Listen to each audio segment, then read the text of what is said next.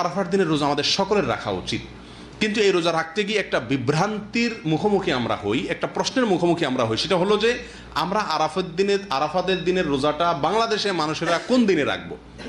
আমরা কি 9 তারিখে রাখবো নাকি 8 তারিখে রাখবো?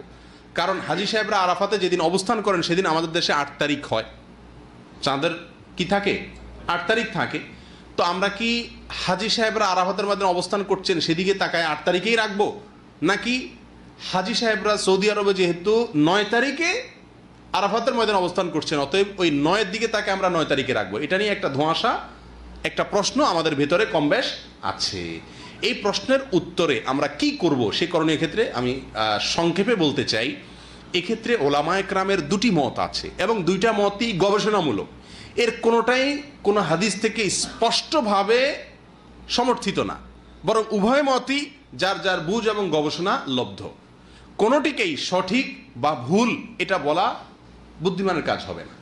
অনেক ওলামায়ে কেরাম বলেন আমরা হাজি সাহেবরা আরাফাতের ময়দানে যেদিন অবস্থান করবেন পৃথিবীর সকল প্রান্ত থেকেই আমরা হাজি সাহেবদের ওই অবস্থানের আরাফাতের অবস্থানের দিনেই কি রাখবো? রোজা রাখবো। এটাই হলো আরাফাত দিনের রোজা। যদি সেদিন কোনো দেশে ঈদ না হয় তাহলে আমরা রাখবো, সেটা আমার দেশে 8 তারিখ হোক 7 তারিখ হোক দেখার দরকার নেই। এটা হলো অনেক ওলামায়ে কেরামের মত।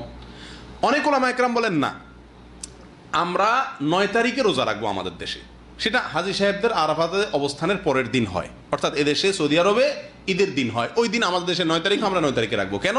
কারণ নবী করিম সাল্লাল্লাহু আলাইহি ওয়াসাল্লাম যে আরাফাতের দিনে রোজা রাখতে বলেছেন, আসলে 9 তারিখকে জিলহজের 9 তারিখকে আরাফাতের দিন বলা হয়।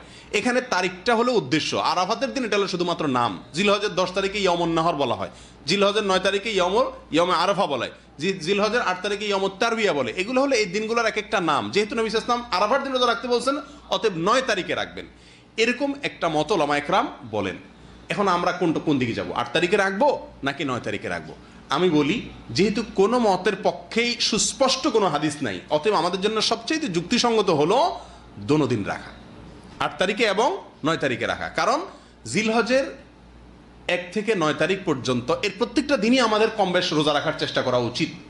নবী সাল্লাল্লাহু আলাইহি ওয়াসাল্লাম বলেছেন, মা মিন আইয়ামিন আল আমালুস সালিহু ফীহিন্না আহাব ইলাল্লাহ মিন হাযিহিল আইয়াম। জিলহজের 10 দিনের চাইতে অন্য কোনো দিনে আমল আল্লাহ তাআলার কাছে বেশি প্রিয় না।